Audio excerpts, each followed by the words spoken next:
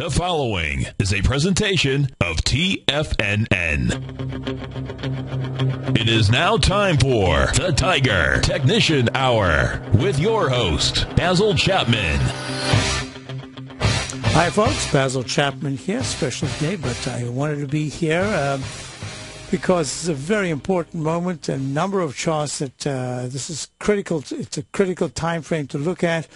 So let's go through the numbers. Thank you, Tom and Steve, for great shows earlier on. And, of course, Larry Pesavento follows me. And we just have a great program all the way through till 6 o'clock this evening. Let's look at the numbers. The Dow is at 13,419, down 37. Not a big deal. Yesterday's action actually was a big deal. Why?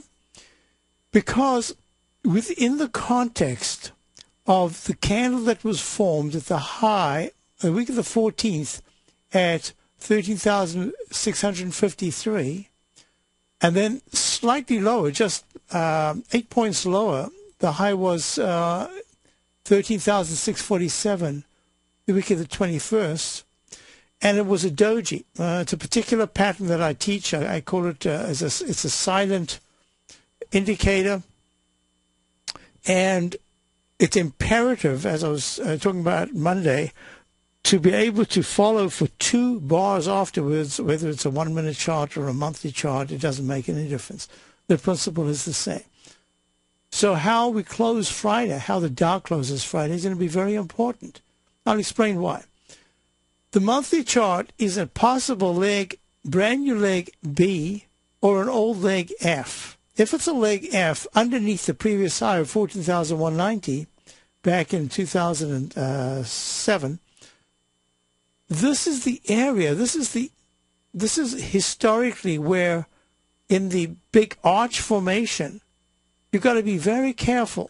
It could be a V formation, but basically a down and then up pattern, especially when the price is working very hard to pierce resistance levels, and certainly it took out the high of 13,136.69 back in May of 2008, and that's important. Now we've closed above it a number of times. So this whole area I could actually draw in. I really don't like to. I'm going to do it now. I'll take it away because I do not like messy charts, although you think sometimes they're messy. To me, they're very clear.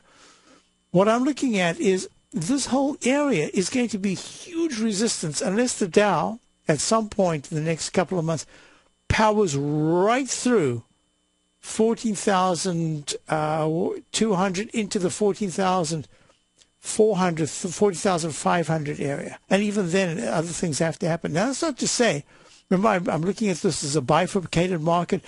Up until today, we'd be long and short. Now we're mostly short. And the reason being is that I needed, in my assessment of the market, I needed to take profits in areas that have acted extremely well, but under any circumstance, any way you look at it, they are in the overbought range. Now, what does overbought mean? It could be a statistic, it could be a visual, it could be a chart pattern.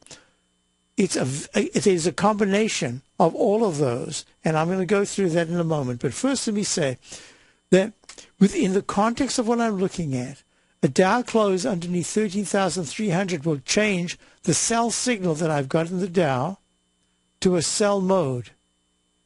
A lot's going to depend on the beta, the distance between, if you're looking at Tiger TV, let me just move this across now. I've jumped to the daily chart. A lot's going to happen.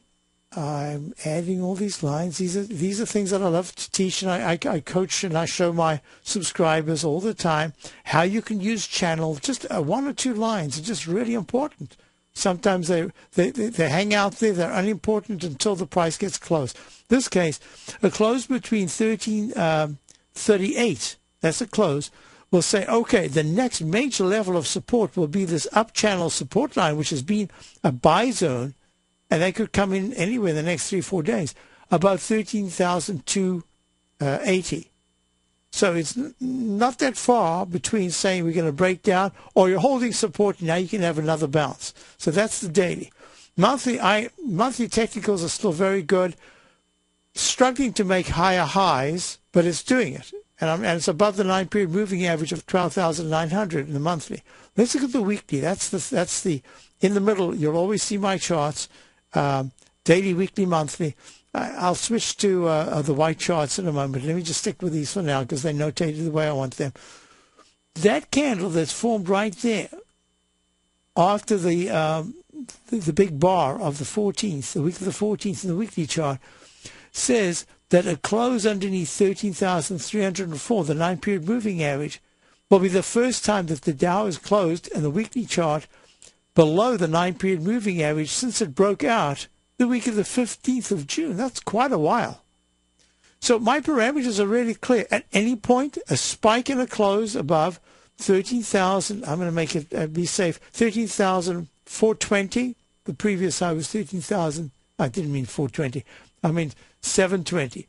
13,653 was the previous, was the most recent high. A close above that would say, number one, something else is happening because the MACD and stochastic are still very strong in the week. That's why I'm calling this just a short term. Could be sharp. It could increase in value. But those are the numbers to look at because right now the chart pattern says the most important low is the low of the week of August the 31st, 12,978 on the chart pattern itself, because a close below that says you've got a potential now to go deep into the candle, the Roman candle of the 27th of July. But we'll go one step at a time, all right? So that's the situation. Now let's do all the other stuff. First of all, the S&P. No, second of all, we've just done the Dow. So we're going to the S&P. The SPX, oops, let me change that. I meant to change it, and I forgot. So that's taken away. So remember, in the ChapmanWave methodology, your most important objective is you can change anything you want. You don't go to jail for changing anything if you feel that what you've done most recently is the most correct, because that's all that's asked after you. It's like looking at any pattern. A pattern, we're looking at chart patterns. Chart patterns can change at any point. So that was not a leg B. I meant to put an F/B. I did in a hurry. I remember recently I forgot to put that. But the S&P made a peak F top at 1474.51 on the 14th of September. But it's also a peak E in the weekly. So that tells you the same thing. S&P close above the 1474.51 most recent recovery high. Says fine, but I would have to say that at 1478, somewhere around there, close above that, I'd have to say, uh-oh, we've recycled higher. Very important. MACD and stochastic are still acting very well. And the Dow, the S&P daily is not going to drag us down. So let me go through these now very quickly. That's leg F/B in the monthly chart. I don't want to pull up the chart of the monthly that I always show. That's going to be for subscribers. I've done a lot of work. There's a special going out, analysis of my longer term view. And lo and behold, as I'm preparing it, almost convinced that I now have finally put all the pieces of the puzzle together. The Boston Globe has, on the 24th, that's 3 days ago, in the business section, B7, race on to construct mile-high skyscraper. Now, I thought I'd invented the whole skyscraper technique way back in 1986-87 when I wrote an article that was going to be published by Barron's and then was pulled because it was so bullish. Huge article on the mega bull market still to come. And Kathy Welling was the person who was really interested in wanting to do it, but the editor, how wonderfully optimistic they always are at Barron's, just couldn't take the strain. So I published it as a part of a series of lectures that I gave here in Boston, the very big meetings that they used to have at the Mass Psychology Convention. And they had Abby Joseph Cohen and all those people are there. And I gave presentations. And that was published in the book Psychology of Investing, Chapter 13, published by Wiley. So, and Lifson and Geist were the authors. So my Chapter 13. So I discussed the skyscraper, of course, nothing's original in this world. Turns out that someone had way back in the 1950s done the same sort of thing. Anyway, I mentioned over and over again, Empire State Building, the papers were signed August of 1929. When was the top? The long weekend, August to September of 1929. Building finished in the shortest period of time. Why? Because there was a depression going on and people wanted to keep their jobs. It's one of the greatest buildings ever built in terms of construction. A plane went into it and it didn't even blink an eye in 1950s, I believe. And to this day, you go to New York, it's still there as the tallest building. The Twin Towers were built in, the plans were done in 1972. It was finished, I think, in 73 or 4. No, 71, 72. And, of course, that was the top of the market in that period. A 50% decline in the S&P soon after that. So, and you remember Burj Dubai, which is now called Burj Khalifa, Burj. Yeah, Khalifa. And that I mentioned right on air. I said, oh, I got this was 2000 and something, whatever it was. And I said, that's going to be a major top when that is built for Dubai. And you remember they had to postpone the opening by a week because of the big crash, major market crash, and then they changed the name. So all of a sudden, race on to construct mile-high skyscraper, Shanghai. A mile-high skyscraper, almost double the height of today's tallest building, may become a reality by 2025 as developing countries splurge cash in an ego-fueled. Remember, I call this the world's tallest building always. It is man's icon, a time freeze of man's ego. And it's also an historic event, and you can go back in the ages, and I've been trying to do research on it. I never get the time to do it, but I bet the last pyramid was built right at the top of the empire. So anyway, so now there's a race to build the world's tallest building, taller than Burj Khalifa, which is 2,717 feet. 2,717 feet. And you remember, it was Frank Lloyd Wright that had designed a mile-high building, saying, yes, Zitow in the Den says, I always liked Kate Welling. Absolutely. She was fabulous. What a great writer, and great insight when she wrote articles for Barron's. So now they've got China's in a race now to build, and to me, that says, watch out, watch out, watch out, watch out. And it doesn't have to be built. In fact, I've got a cover right here. Can I find it? Can I bend down and get it? It was in, oh my goodness, where did I put it? It's right here somewhere. It was in, there it is. I got a copy of it. Let me see. Can I pull that out? Stretching across the office. No, that's the temperature rising, which I got as a peak F top. No, leg F. I don't know if it's made a peak F top. That's another thing. All right. Well, it was in Popular Science, I believe it was. Popular Science magazine, March of 2000. World's tallest building going to be built in Chicago. It was never done, but that was exactly the month of the top of the NASDAQ and the S&P. All right, so here comes the first break. Let's just run through these things. Gold, so Comp Index is down 26 at 3,091. Gold is down 20 at 1746. GLD made a peak deep top. We're going to go into that. Silver's down 22 cents. High-grade copper is down 6 at 3.69. Wow. Crude oil is down. SCO looks great. And bonds are up $1. I'll be right back. Basil Chapman, Tiger Technicians Hour. You take a hands-on approach to managing your investments, and whether you're bullish or bearish on Chinese stocks, the ETFs from Direction Shares are there to help you magnify your perspective. Bull ETFs for a rising market and bear ETFs for a falling market. Direction Shares gives you the tools for both sides of the trade. Discover how we can help at DirectionShares.com today. An investor should consider the investment objectives, risks, charges, and expenses of the Direction Shares carefully before investing. The prospectus and summary prospectus contain this and other information about Direction Shares. To obtain a prospectus or summary prospectus, please contact Direction Shares at 800-851-0511. The prospectus or summary prospectus should be read carefully before investing. An investment in the funds is subject to risk, including the possible loss of principal. The funds are designed to be utilized only by sophisticated investors such as traders and active investors employing dynamic strategies. Investors in the fund should understand the consequences of seeking daily investment results, understand the risk of shorting, and intend to actively monitor and manage their investments. Distributor Foresight Fund Services, LLC.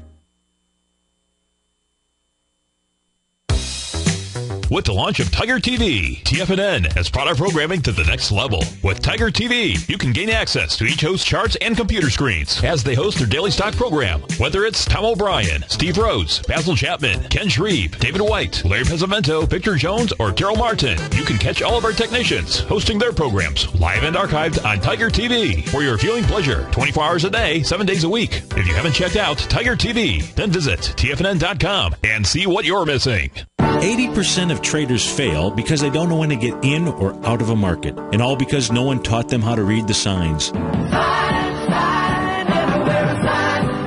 You see, the stock market has a universal language called Japanese candlesticks, and each day, the buyers and sellers, the bulls and bears, go to work and build signs. This language has been around for thousands of years, and it's easy to learn.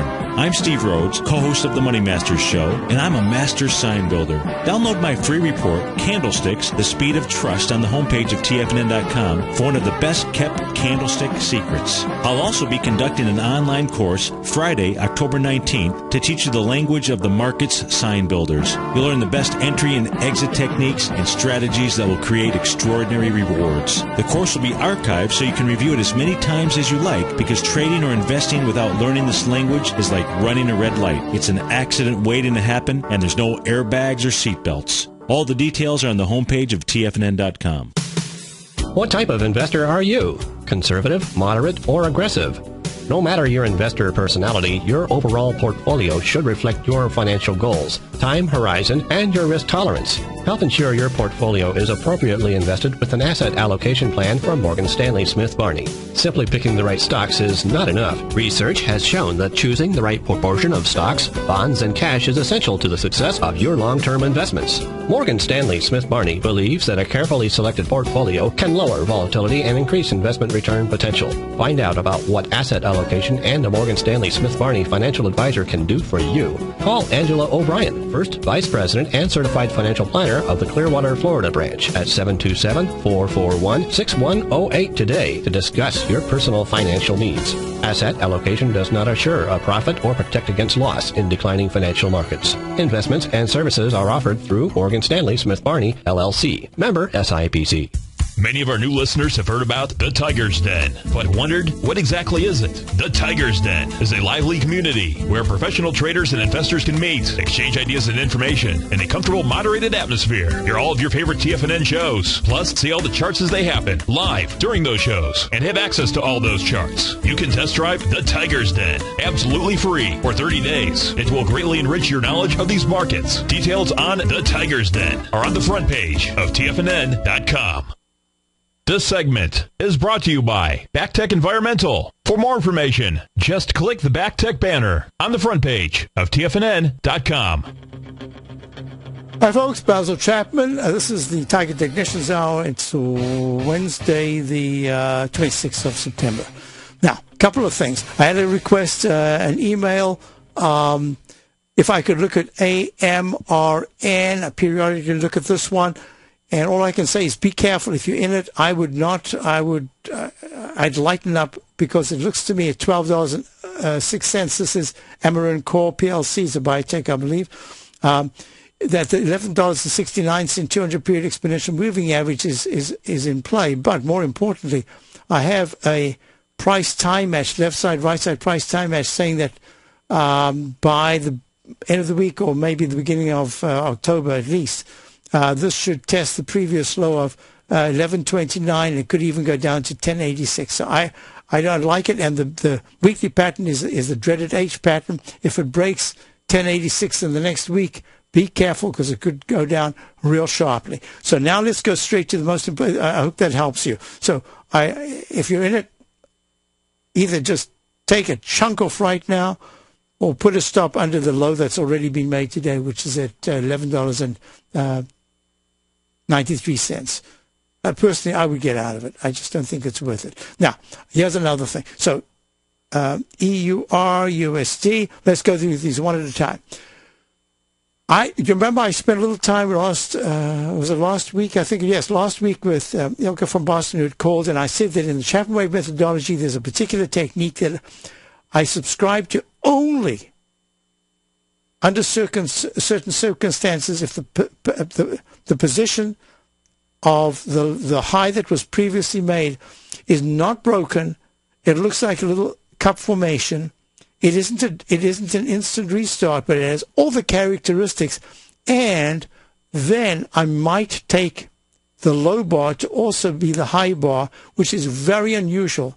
But everything about the 120-minute chart, everything I was looking at said that there was a peak D made in the euro-dollar EUR-USD currency pair, and that was at 11 o'clock on the 17th of September at 1.31716. If I was wrong, it would quickly make a new high, then that would be D. I had called it a D instead of a G/C. Said also there was a doji candle that was being made, and that was important, how the next two candles act. So now that from that level, it's tested the 1.285 level, which is the 200-period moving average, but it looks to me, from the way the daily is working, that there's a chance that if it closes underneath 1.28, then all of a sudden that whole area of the 1.27 fives is going to be the target on the downside, and that will start to change. 1.273 is the 9-period moving average in the weekly. All of a sudden, that's going to start to change the whole characteristic of the stochastic, because if the stochastic, which is still strong at 89%, does start to break to the downside, that'll be negative. But at this point, I can only call it a short-term pullback corresponding with the dollar DXY, the dollar index, which is having a very quick peak A, peak B, and now a leg C, and still has not gotten above 80.58. So that says to me, watch this closely, because the MACD and stochastic and the daily chart of the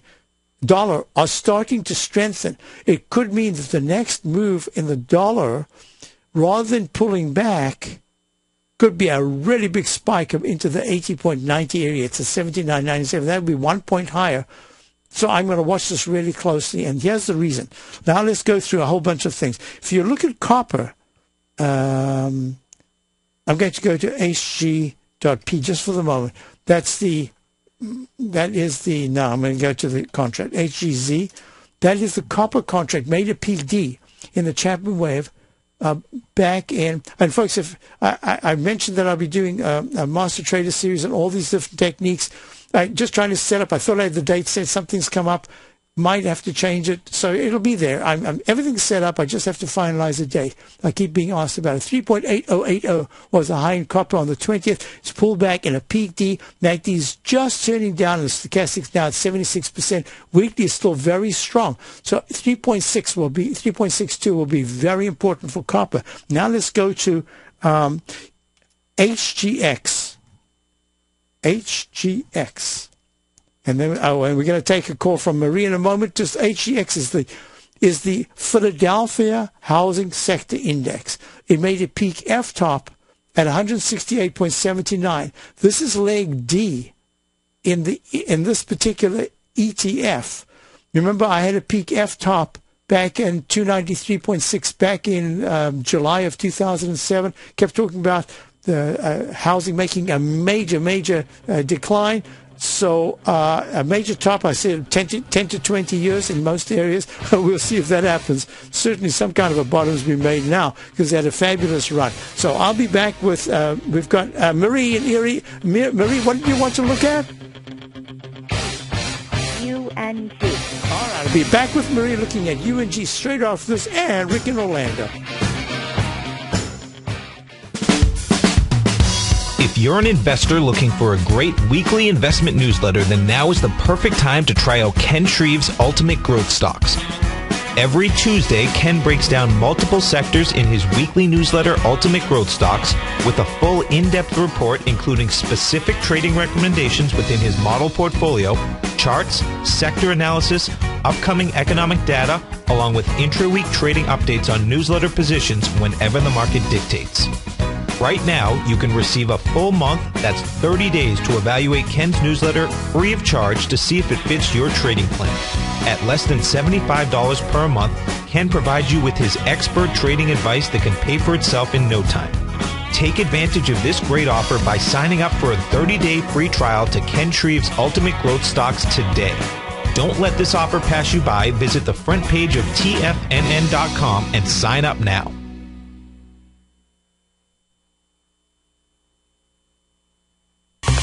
You've heard Tom O'Brien on the air, and you've seen him on Tiger TV, as well as being featured as a regular CNBC guest and contributor, and now you can have access to his expert trading advice each morning through his daily trading newsletter, Market Insights. Tom O'Brien's daily newsletter, Market Insights, gives traders, investors, and money managers a thorough strategy for trading stocks, options, and indices every market day. Market Insights comes out each market day before 9:30 a.m. and provides traders with Tom's daily commentary, opinion, and specific trade recommendations on the markets. Using advanced Fibonacci methods, volume indicators, Gartley patterns, candlestick charting, gaps, and market timing, Market Insights will give you specific trade recommendations including entry, stop, and exit prices. The summer is over and traders are back. Get your 2-week free trial to Market Insights today by visiting the front page of TFNN.com.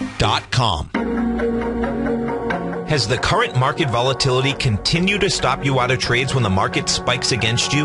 Now is the perfect time to open up an account with Nadex. Nadex, the North American Derivatives Exchange, is a brand new, completely regulated Chicago-based exchange, and unlike most other exchanges, Nadex allows you to trade directly through them with direct market access when using their completely free trading platform, which also features real-time charts and full customization capability. One of the advantages of trading with Nadex in volatile markets is that your risk is always capped and you have the ability of keeping your trades open even when the market spikes against you. Nadex is completely brand new with a line of unique trading products that are unavailable anywhere else. See how it works at nadex.com. That's NADEX.com. Or click on the Nadex banner on the front page of TFNN.com. Futures and options trading involves risk and may not be appropriate for all investors. If you're a trader thirsty for knowledge, then we have the perfect event for you. Tom O'Brien will be hosting a live 4-hour dynamic trading strategies workshop on September 29th in the Tampa area. This one-of-a-kind workshop takes place from 8 a.m. till noon and is completely free. We'll even be giving away almost $2,000 in door prizes randomly drawn from those that attend live. Along with diagnostic trading expert Daryl Martin, Tom O'Brien will teach you how to identify and set up your trades using dynamic trading strategies, and Daryl Martin will teach you his diagnostic trading formula, including the strategy, system, and style that gives you an edge in this market. For more information and to reserve your spot today for the September 29th free Dynamic Trading Strategies Workshop in Tampa, please visit the front page of TFNN.com. Don't wait to act as space is limited. Sign up today. This segment is brought to you by Harmony Gold. For more information, just click the Harmony Gold banner on the front page of TFNN.com. Hi, folks. We're back. Basil Chapman. Dow is down 26. S&P is 7.37. And we're going to go straight to Marie and Erie. And I'm going to write this down because I must go to the front page of my work show. Let me just write this down. Okay, one of my indexes that I must show. All right, so we've got Marie. Marie, do you have a position in UNG? Yes, I do. Okay, so if you know anything about the Chapman Wave, you know that from the low bar of the 28th of August at 17.69, the U.S. Natural Gas Fund, which is trading at 20.46, up 45 cents, it made its low that day, and then it went to a peak A doji candle on the 4th of September, pulled back, then made a new high, spiked powerfully to a new high. That's what this ETF often does. And when it moves, it can move either just so slowly it can drive you nuts, or it moves so quickly that it's incredibly, the percentage gains or losses are very, very quick and big. So it went to 20.65 on the 12th of September, pulled back again very sharp. Now, this is the fascinating thing about the Chapman Wave. It might get you to a D, but sometimes holding on is like a bucking bronco. But that's not its objective. Its objective to get you to D. Trading it is that's another thing altogether. What happened is it pulled back very sharply to 18.89 on the 19th and then spiraled today to a new recovery high, 20.77, 4 legs C. So what price are you in at? What, somewhere around 19.50 or 19.30 or lower? I'm at 19 even. Okay, at 19, great. If you're in at 19, then you might be able to circumvent being stopped out if it has another one of those crazy pullbacks and then makes a leg D. Now, everything about this, if you're looking at my charts in the Tiger Technicians Hour, which is now, this is live, so it's Tiger TV or tigermobi.mobi, you will see that the technicals of the MACD in the weekly chart is still very strong. Stochastic had a very sharp pullback, now is rallying, but the monthly chart is also in the MACD working very nicely. But that has to do with a whole bunch of look-back periods, and because UNG has come down, nobody ever mentions this when you read anything in the papers or CNBC. UNG has come down from 511 to 498, the most recent low, and is now trading at 20.47. So it's had tremendous shrinkage, and that part of it is why the MACD has, on average, been moving higher. So now let's do this. If you're in this position, let me just quickly look at the 120-minute chart. So that's A at 1922, 1920. So this is A, B, C, D. Yep, D, E, and now it's retesting the previous high of 20.65. It's at 20.46, having hit 27.7, slightly higher. Wow, I'm pleased I pulled up the 120-minute chart. That says there could be a little bit of a pullback, and that 1966 would be the stop, but I would expect, based on everything I'm looking at, based on other work that I'm doing right this second, and I'm going to show you exactly what I'm doing, going from there to there to there. Okay, here we go. This is my analysis that, now I'm going to have to go there. There you are. Okay, I'm sorry for the little delay there, but I wanted to get this as accurate as I could. Let's do that. New parallel, green, and there we are. That says that by the 4th of October, by early next week, let me just double check I'm talking correctly about the calendar here. I never remember these things. So the end of the month is the 28th. The 1st of October is on Monday. So the early part of next week, within a couple of days, it should test 2135. If it does it after making a peak C, in other words, if today's the high and tomorrow's slightly lower than 20.77, that'll be peak C. The way it looks right now, it should, I have to change there, that's there to the gap. Oh, okay. Yep, that's the way I'm looking at it. So it should get to 2135. That was the high on the 9th of August. I'm going to advise you, if you're in the trade and it goes above 2135 in the next 2 to 3 days, raise your stop on a portion of your position, because that could offer quite a bit of resistance. If it powers right through, then 2242 would be the next high. Now, it's very interesting. I haven't done a study of this, but back of my head says very often natural gas moves higher when crude oil is moving lower. Not altogether, but very often in the shorter term. Now, Zital in the Den says, for what it's worth, I advise in strongest terms avoid using UNG for speculating on NG prices. Yeah, I agree with that, but I'm only looking at the chart, and I believe you're also only looking at the chart, and so far the chart is giving you the information that you need. You're making a nice profit.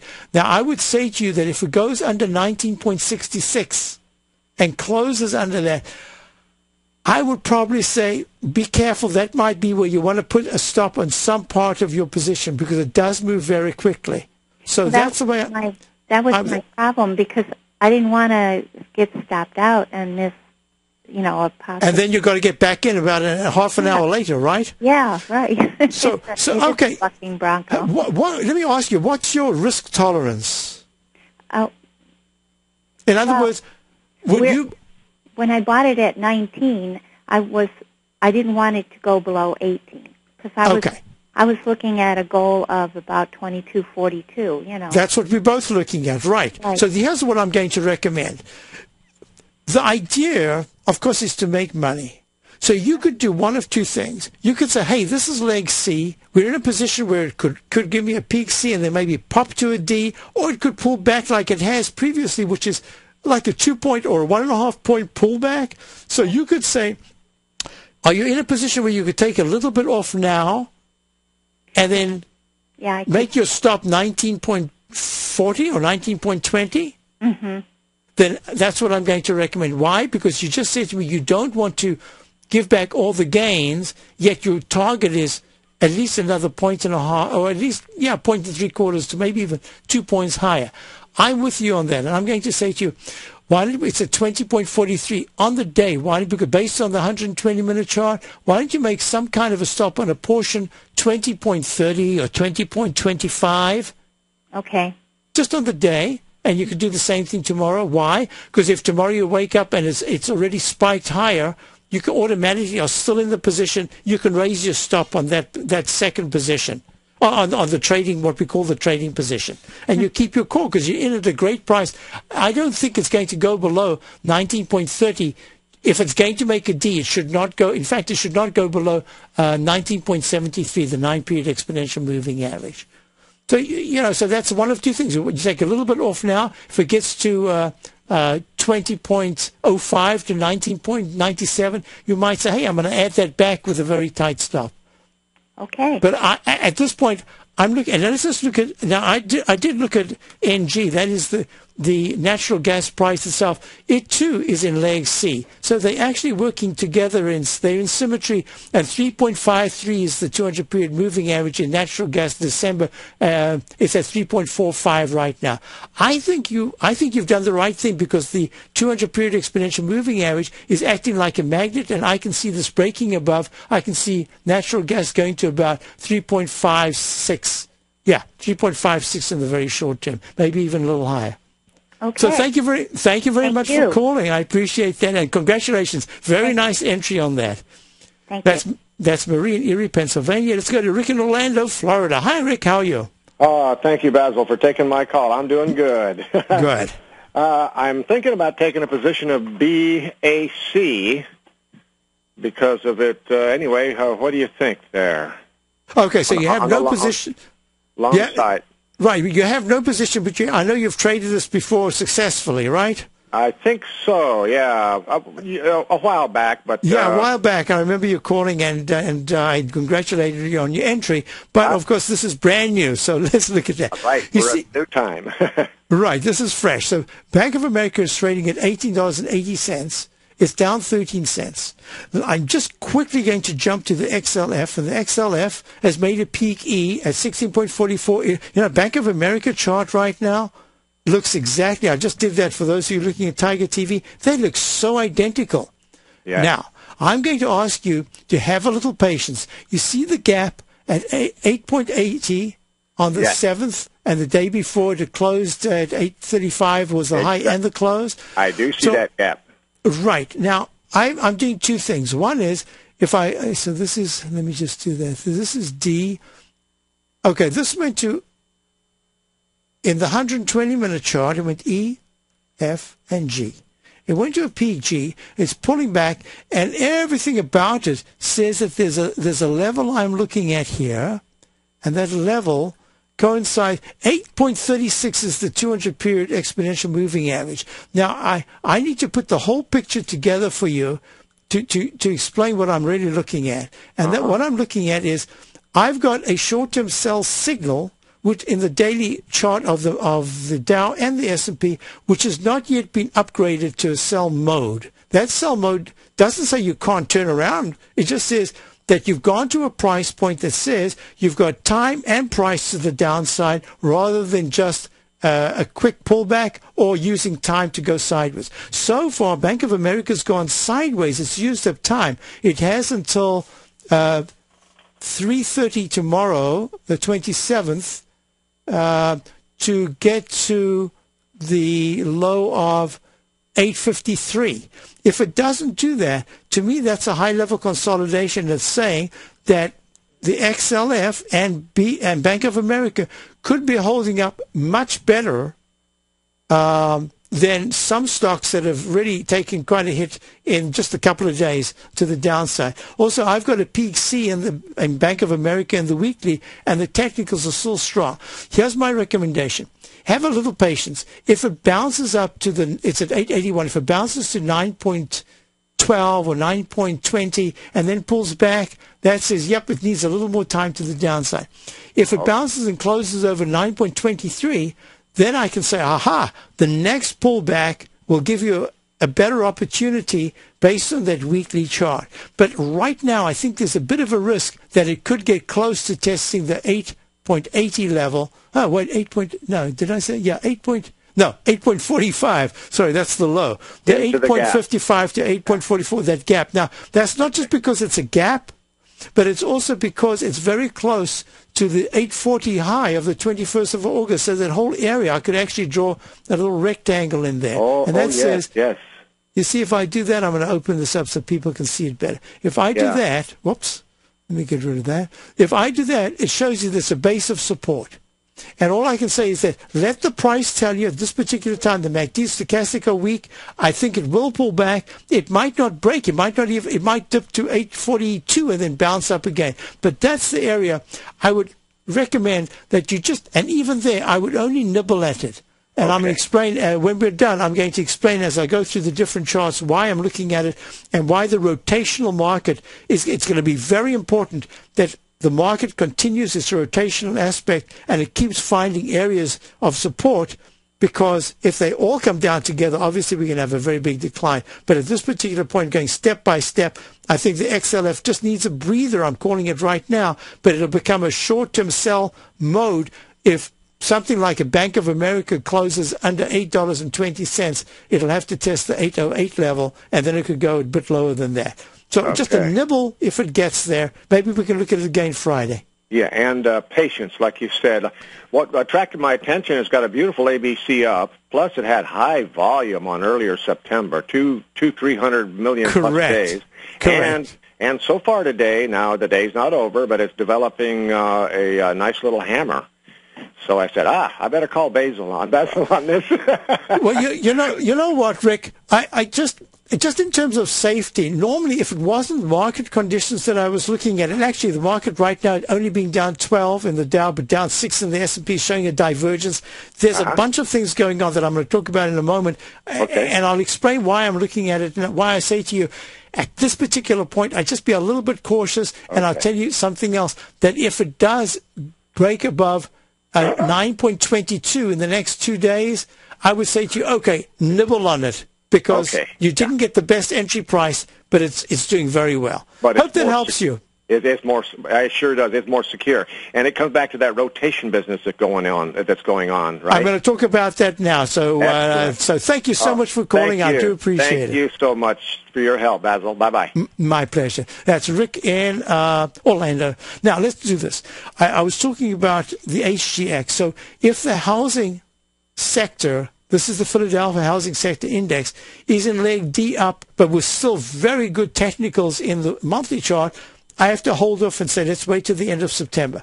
The weekly chart has very good technicals, but there's a pattern that says it's at 157.52. HGX is the index. If Friday afternoon it closes under 150, I would say not just a short-term pullback, but it could be more shorter to maybe intermediate term. I'm now talking weeks rather than just 10 days of 7 to 10 days of a pullback, and the daily chart is doing the same. I'm going to go through a bunch of charts when we get back, and this is Basil Chapman, Tiger Technicians Hour, and I'll be right back. Dow's down 15, S&P's down 6. Recently, Basil Chapman has had some outstanding trades in his newsletter, The Opening Call.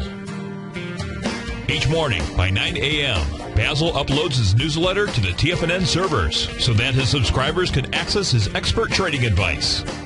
Basil gives his take on the direction of key indices and updates any active trades that his subscribers are currently in. Just recently, Basil's subscribers closed out a short position in Chipotle Mexican Grill, CMG, for more than an $86 profit per share, over a 20% gain in just one position. If you'd like to check out Basil Chapman's newsletter, The Opening Call, then visit the front page of TFNN.com and click Trading Newsletters. There you'll find Basil's newsletter, The Opening Call, where you can request a free sample copy. Also, don't miss Basil's program, The Tiger Technicians Hour, Monday, Wednesday, and Friday, 11 a.m. Eastern on TFNN.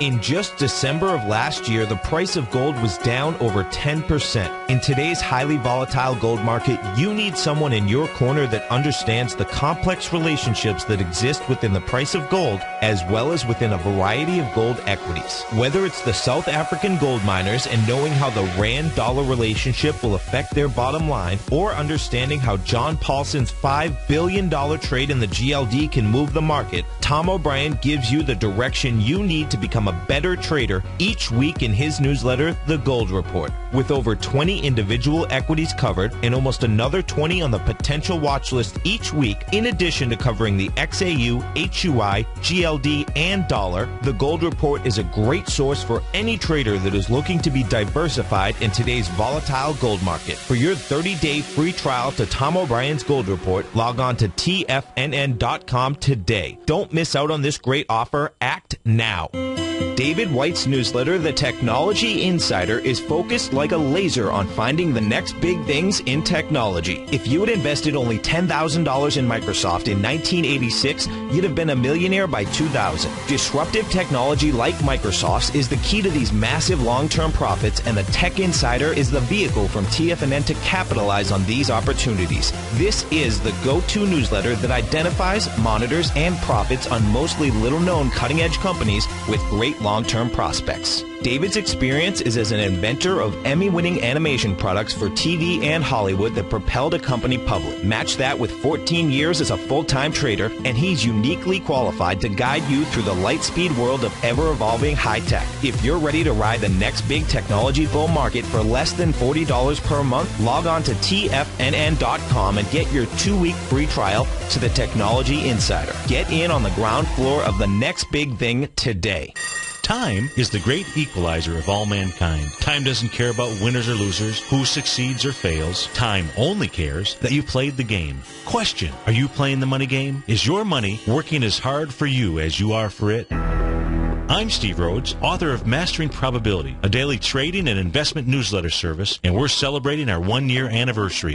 In year 1, we generated a 30% profit. Plus, I provided 26 hours of live coaching to my clients. My daily newsletter service is available by 8 a.m. each day and covers the stock, futures, currency, and commodity markets, along with all the current patterns that you can trade. Each newsletter is packed with education, and it's yours for as little as $3 per day. And for the next 30 days, you can try it risk-free. Click on my name, Steve Rhodes, on the homepage of TFNN.com and begin your journey to great wealth today.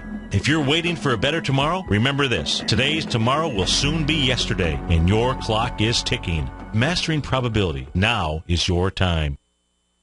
This segment is brought to you by TFNN. Test drive all the newsletters for free at TFNN.com. Hi, folks. Basil Chapman, Tiger Technicians Hour. Now, a couple of things we're going to run through. First of all, for my daily subscribers, very comprehensive reports every single day. I'm showing that there's an oval formation or a circle formation that can take place as the Dow 120-minute chart went to 13,653. It's arching over, and the volatility index went down to 13.51, and it's making the cup formation. It doesn't say where they're going to end, but 13,223 is the 200-period exponential moving average in the Dow. That's if it breaks, what's the low today? 13,406. If it breaks 13,380, that's what I would anticipate. Now, that says the volatility index could still make a peak D. When it makes a peak D, it's very close to some kind of a bounce. The other thing is my short-term trading, the ChapmanWave short-term trading index. That's Richard Arm's trading index, but I have the Trin gauge. It's a technique that I've developed. And that said, that be careful. At some point within 1 to 3 days, it could be a pretty powerful move up, but it could come from lower down. It could be the surprise factor, because today should right now, based on yesterday's action and other factors, the Dow really should be down about 123. S&P should be down about 13.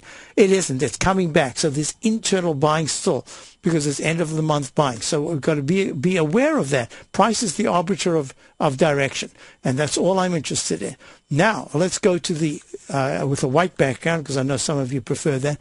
If you look at the SLV, it's made a peak E-top. It did not get to the previous high of 36.44 back on the 29th of February, where it opened at round number 36.